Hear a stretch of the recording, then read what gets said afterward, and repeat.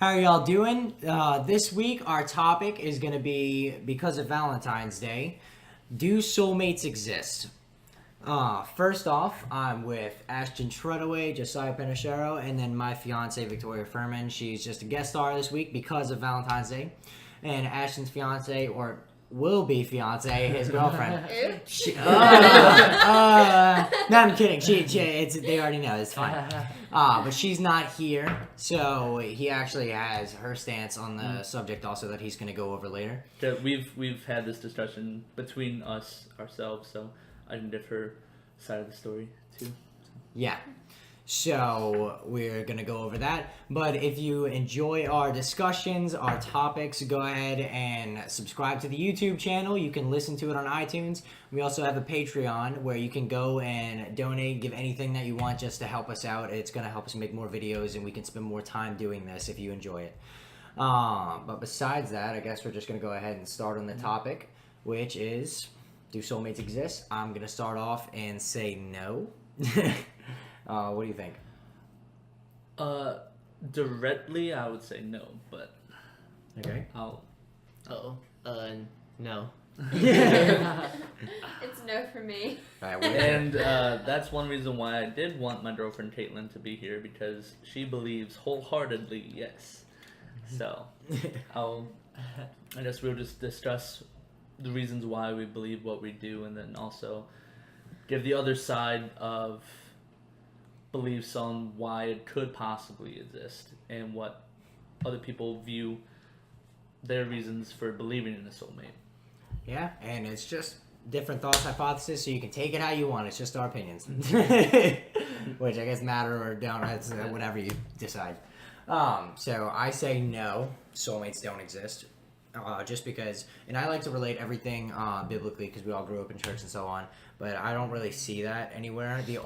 In my personal opinion, I think that the only soulmates are Adam and Eve because they didn't have anyone else. Oh my God. Yeah, I know, but I just don't understand the concept of soulmates because if you have, I mean, what links your soul to another person? You know, just there's so many humans in this world. How can you be supposed to end up, I mean, it goes into like predestination and different things like that, which I think that like the future is going to happen or whatever. You're going to end up with a certain person at some point in time, but I don't think that's your soulmate. I think you can get along with anybody really. It's personally, I think it's how you're raised and so on, and how much you can really tolerate from the other person, because nobody's perfect. Let's get that straight. Nobody's perfect, but I guess it just depends on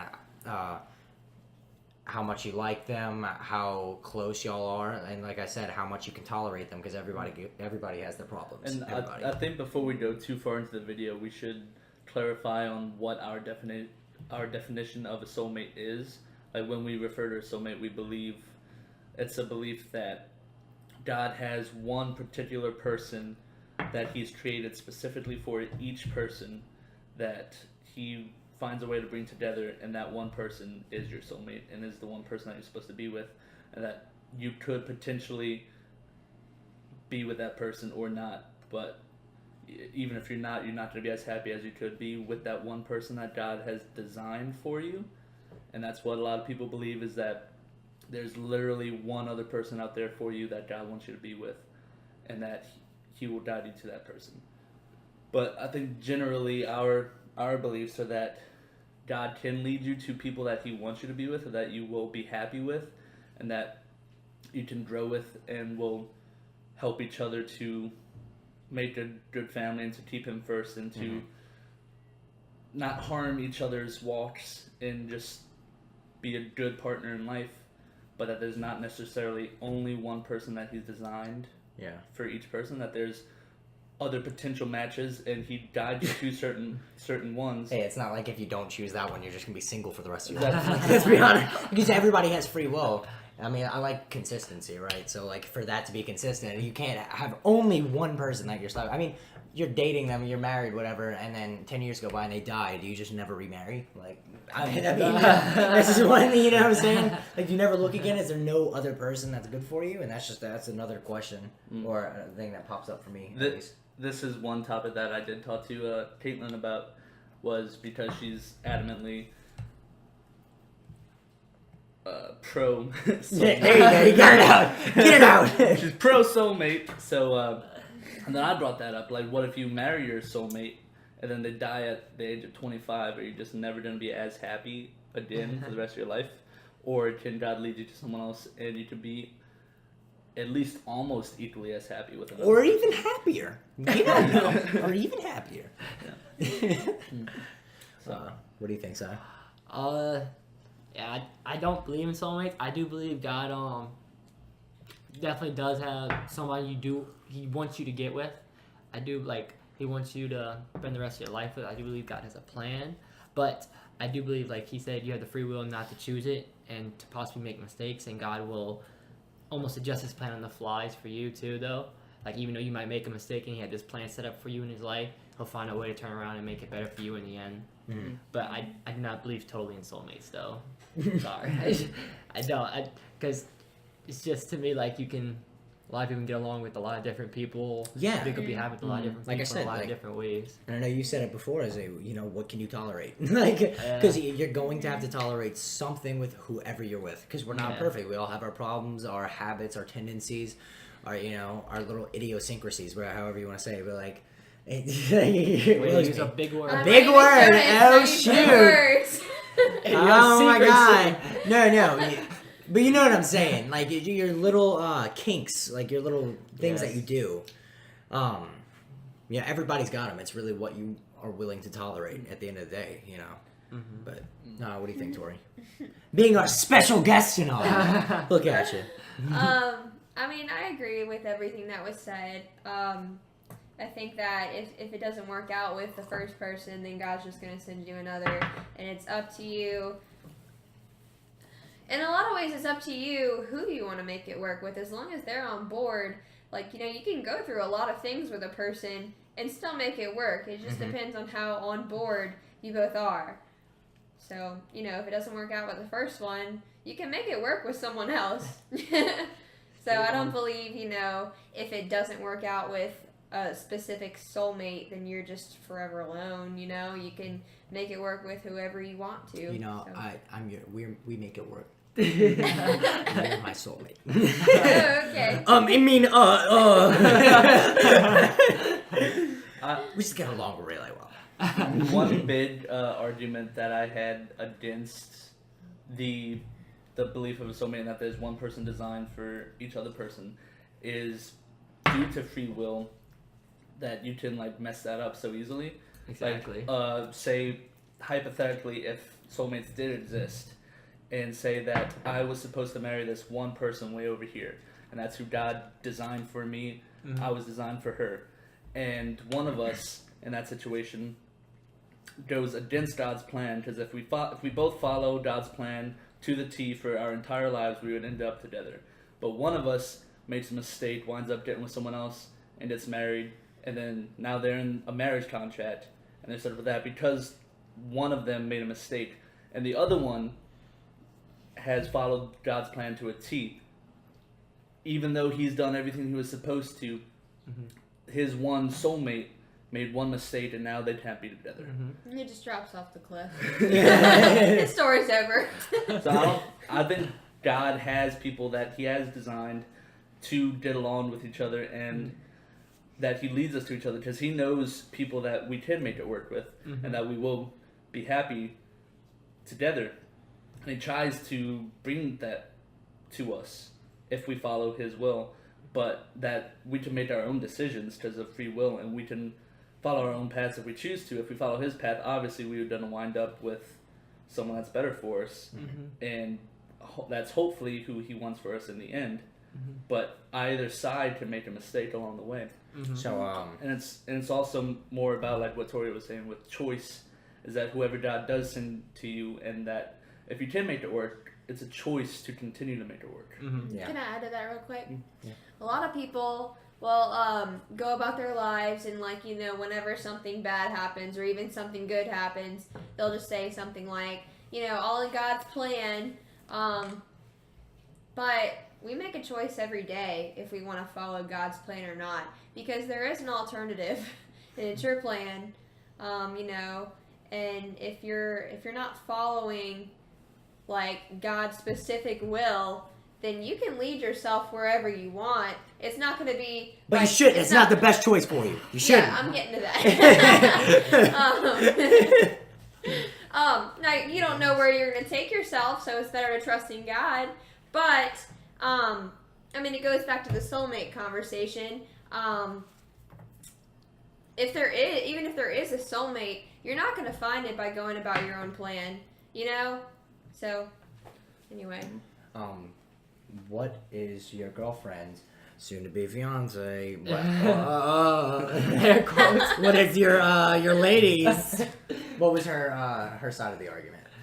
That says yes, they are soulmates. She believes that there is one specific person that God's designed for everybody, like we were saying before, and that God will lead you to that person, and that even if something does happen, like when I brought up the argument of like an early death, that she thinks that you can find. That's not morbid. He said an early death. Yeah. All right. Continue. She sent me some notes on like what she believes, and that she believes that you can find someone to be happy with. Say like in that instance, like if you get remarried, that you can still be happy with that person. But she thinks that there's one person that you would be the most happy with, and doesn't mean it's by like a huge margin. I'm gonna say that's, but that that's there's very relative. Yeah, and it's hard. There's like no way that you would be able to know whether or not like It's really hard to judge. if someone would have made you happier. Or, honestly, I think Like we said, because somebody can make you happy in one area and someone can make you happy in another area. Oh. Each person. So, But I so like she has people in her lives, like she's very close with her grandparents who have like a story of how they wound up together. That's like divine intervention, you know, and like that. Those are her role models that she looks at. Like even my parents. I was talking to my mother earlier today, and I brought up this topic, and she believes in soulmates because of her and my father, how they got together and how happy they are together. That she doesn't believe that there's like any other way that someone else would have made her happier. Honestly, it's really the memories you make with that person too that shape that, you know. And with how she and I got together was sort of divine intervention. Sorry, you just jumped from a conversation about your mother.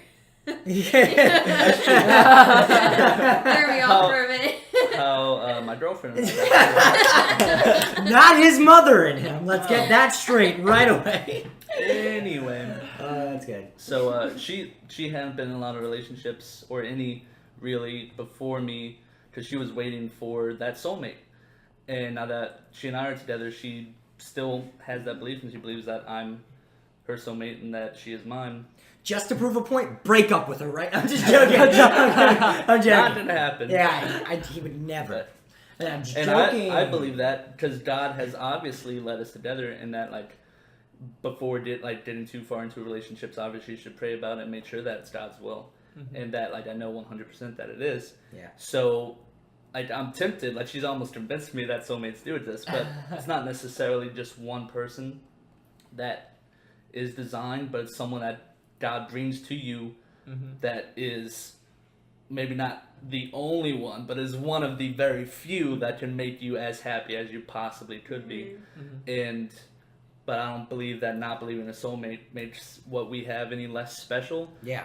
That we're the only person for each other, and that without each other, life would baby, be... anybody else can make me just as happy. Like, no, it's not what we're saying. Yeah. It's not that I could find someone else to make me happier than she makes me. But like, if something were to happen, God could lead either one of us in a different direction. But since we did follow God's will and we found each other, that God's going to bless that, and we're going to be happy together, and that we can grow together and become even happier down the line. And that because through marriage, to a man and a female, they become one. So it doesn't matter what person that is. Once you become one, then you're in that commitment and you grow together as a person. That's your soulmate. So you grow together into a soulmate, and you become one with the person that you choose, and God can lead you to the best choices. Doesn't mean that choice is set out for you from the beginning. Yeah. We also have a Josiah's sister. Actually, she believes that you have multiple soulmates in your life. What? Yeah, but again, with that God said, "Here are your choices. Pick." with that idea, you're obviously only going to end up with one of them unless your person has an early death. Unless they peace out early. It's up to that soulmate to decide whether or not they want to make the relationship work. I mean, you can have like a very similar sense of humor. You can get along great, but at the end of the day, it is a decision on both parts. So. Yeah. Very true. I mean, I that's pretty much like everything, Well, soulmates to me too. It kind of Josiah hates this because it's not a whole nother topic. But, it will probably be a whole other topic during the future. But predestination, right? Like, is your future already planned for you? We don't have 4 hours for this again, Jonas. We literally had a 2 to 4 hour conversation on predestination. I'm not kidding. But like on our beliefs, and it got to the point where we were saying the same thing but worded differently, and it just got rough. Like it just kept going back and forth. But like, is it everything already set in stone for you? And we both kind of agree that no, because you have free will, right? So you make the decisions. We were saying that God's like he knows everything. And he interacts with it, and he just watches it. But he tries to do the best for you where he can, and he does what he can for you. But you still make your own choices along that timeline. I was just saying that the timeline is there, but he knows everything that's going to happen. But he doesn't. But you make your own decisions and choices. That's one of the things about soulmates where I said is like how we've already kind of said that you just really make your own choices with it. But just because we don't believe in soulmates doesn't mean that you shouldn't choose or try to choose who God has for you, because obviously he has set aside certain people and put them into your life, and that since we do have free will, there is a very real possibility that you could wind up choosing the wrong person. But even if you do make that mistake, once you're married, that's a contract. Yes. So you want to be very careful before making that choice that it is who God. I'm thinking about that. I'm just joking. That is. I'm gonna read the fine print real quick. Hold on. You just want to make sure 100% that it's who God has for you, and that together you will be able to grow into a soulmate that you'll both be able to serve God together. Because you could wind up marrying the wrong person or who's not the best choice for you. Yeah. Doesn't mean that you'll be completely unhappy, but that there might be someone out there that could have made you way happier. Yeah. So you definitely want to. Relationships are definitely something that you need to pray about and to really read the Bible and really follow. Make sure you're following God's will. Seek, ask, pray. God said that's one of the most important decisions you'll make too, is who you marry. Yeah. She can make or break you, and you can make or break her. She can drag you. That's one thing in the Bible. You don't want to be unequally yoked. It's like, so if there's a Christian man and an heathen woman. I'm noticing a lot of things about Christian men and evil women in this conversation. It could be the other way around. Was like, oh well. Why did we invite you? I'm just joking. But Asher was like, what if the woman didn't follow God's will, but the man did? I would say one of them. So a beautifully perfect Christian woman, all right, a great Christian woman, and a heathen man. There you go. So if they get together, you got to start asking the question: is she gonna drag you up to her level, or is he gonna drag you down to his level? And you don't really want to get into those relationships. Can I answer that real quick? You can go first, Tori. Well, let me, because I just left it at a bad point. So you don't want to get in those relationships because it could bring you the other way. Most times, good Christian people try to get in those relationships thinking that they're going to change the other person, and what usually happens most of the time is it goes the other way, and they end up following the person that is not of God. So don't try to do that. It's not your job to change someone. Don't get me wrong. The love of Christ, you want to preach your message, but you can't endanger your own self, for another person. I mean, you can. There's the whole thing about putting your life on the line, wanting to save them, and having that whole thought, But it's not say to put your soul in Yeah. the fire. No, I'm saying the intentions. I know, but So I would take a bullet for you, you know. I don't want you to go to hell. I want you to be saved, but I'm not going to love God any less. And I don't want you to come in between my relationship with God, because that is the most important thing. So I would say to encourage that person and try to get them closer to God before you try to come together with this person. Yeah. Because whenever, you know, if you're, like you said, you become one flesh, it's like putting mud into a glass of water, you know, like putting dirt into a glass of water. It could taint it, you know. And the only way to like really overcome that, I'm just like thinking, is like you pour more water in it, which is essentially God, you know, to funnel it out. And even that analogy, that can take a while just to even funnel all that dirt out.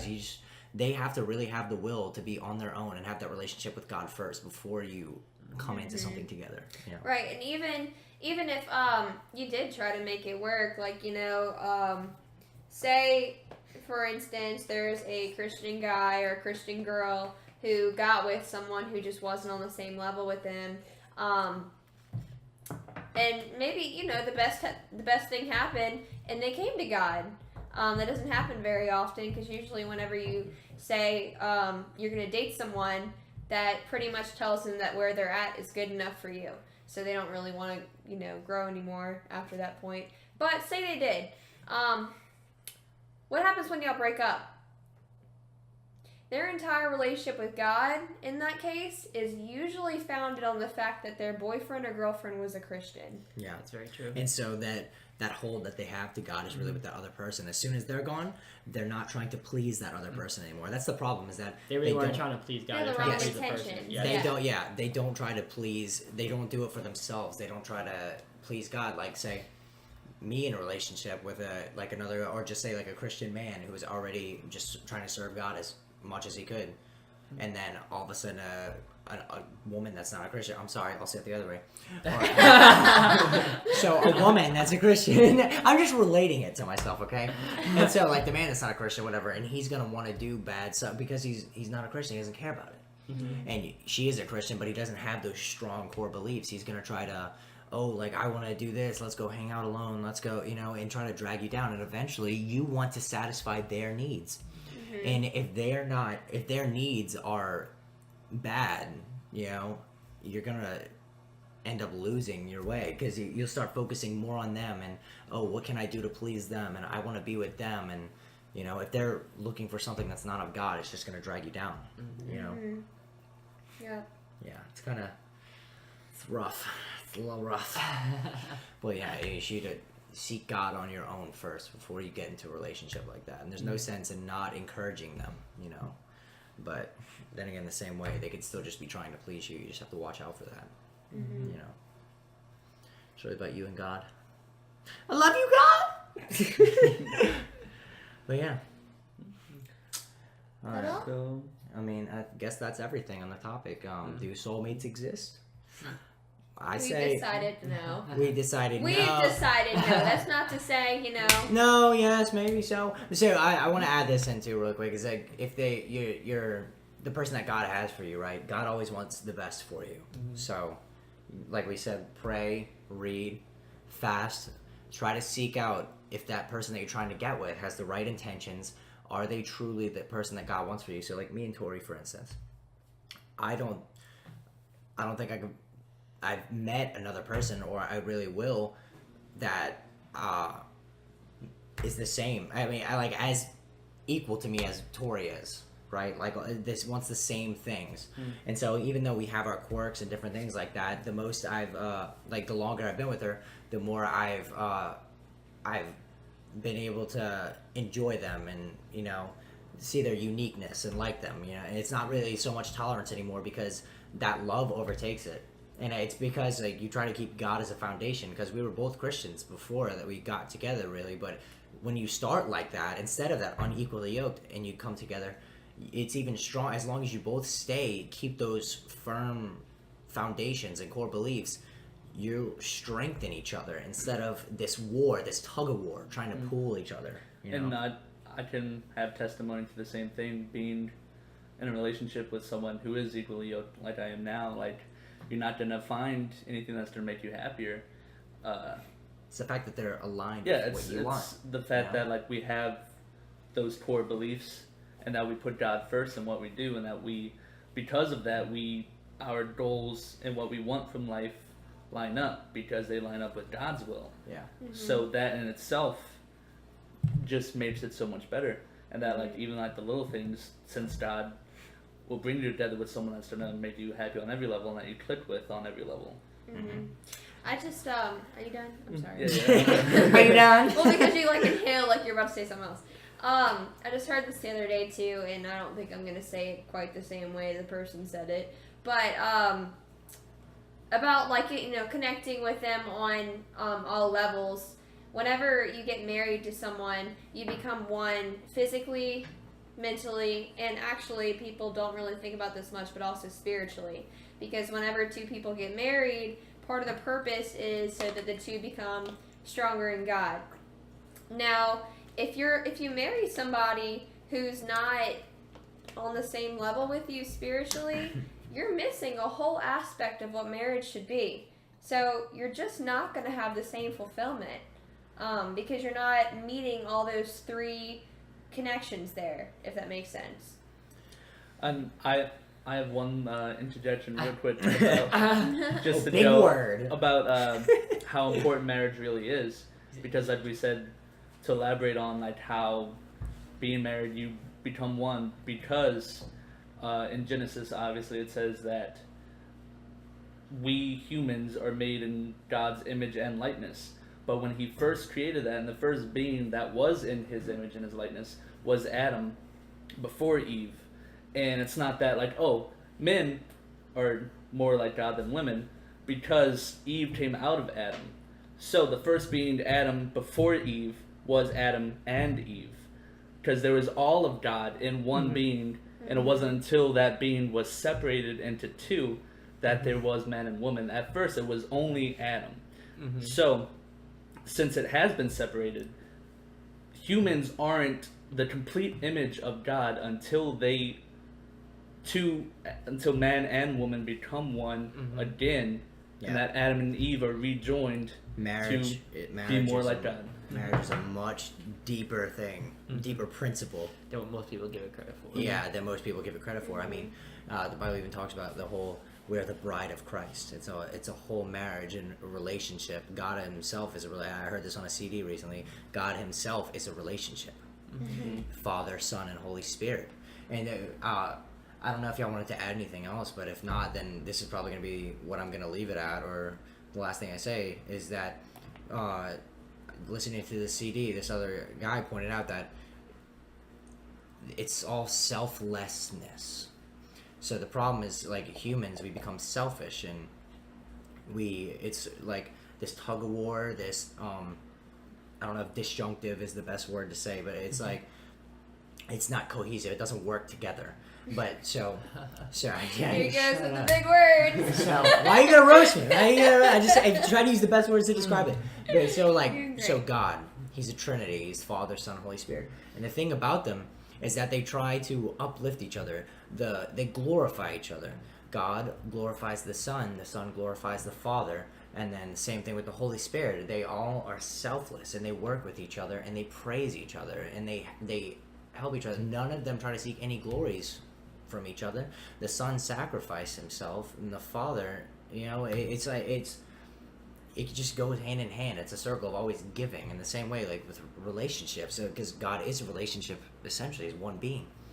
Is that you have to be selfless. The problem is most people are selfish, and that's really takes away from love. Love is being selfless. Like, I know you're talking about earlier, like it's one of the things I want to say is being in a relationship with someone, why are they going to drag you down a lot easier than you're going to pull them up, right? And the Bible talks about the way to truth and life is very narrow, but the way to sin, and pleasure so on to hell, as blunt as I could say it, is wide, and it's easy.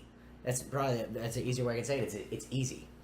It's not 100% true all the time, but most of the time, being a Christian and staying away from sin and really using your free will to glorify God and do things for Him, it's hard. It's much harder than sinning. And honestly, sinning is really it's the easy way out. That's the best way I can say it. And when you're with somebody else, it's so much easier to just do what they're doing and go with what they're doing than to stand your ground and to follow after God's plan. That's just one thing I wanted to say is that love, you have to love each other. I mean, there's no better way I can say it is that you shouldn't get in those relationships. You should let them work on themselves. You should be selfless, and really care about them. That's why, like, good Christian relationships work well, is because we try to follow God, do what we can for God, and be as close to how Jesus was, And Jesus was selfless. He was humble. That's the whole thing, is about being humble and selfless. The biggest sin, the sin that first came in the world that Lucifer had, was pride, and that goes along with arrogance. As being the opposite of being humble, me, mine. The number one rule in the Satanic Bible is do what thou wilt. It's what I want to do. That's just it works against it completely. So that's the one thing I wanted to leave with is And I'll just add something in. A disclaimer: just because we don't believe in soulmates doesn't mean that we don't think that. You'll find someone who does is not credible. Finding out one person is still incredibly important, and I'm a hopeless romantic, so I believe that you're a hopeful romantic. Get that out of here. Other than your relationship with God, to me personally, finding love and finding that one person to spend life with is the most important thing. Not everyone has that view because some people put careers ahead of it, but for me, a romantic relationships and love itself, all goes back to love, is the most important thing. And just because I don't believe that there's one designed person for me doesn't make it any less special to find that one person that you are going to spend the rest of your life with, and that you're going to choose to become one with. And also, Caitlin, I love you. You know what I'm saying? I don't believe in soulmates, but that's my woman. I mean, that's pretty much everything, though, for me. You good? Yeah, I'm good. That's everything? All right. Like I said before, though, if you enjoy our discussions, go ahead and subscribe to the YouTube page. You can listen to it podcast on iTunes. Just search Square Table. We also have a Patreon. I'm going to put the link in the description, so go ahead, and if you want to donate, you can donate anything to that. Anything helps. It'll just allows us to be able to focus on this more, because I really enjoy doing these discussions. Yes. It's fun. I enjoy it. So, it's pretty much everything. All right, we'll see you next time.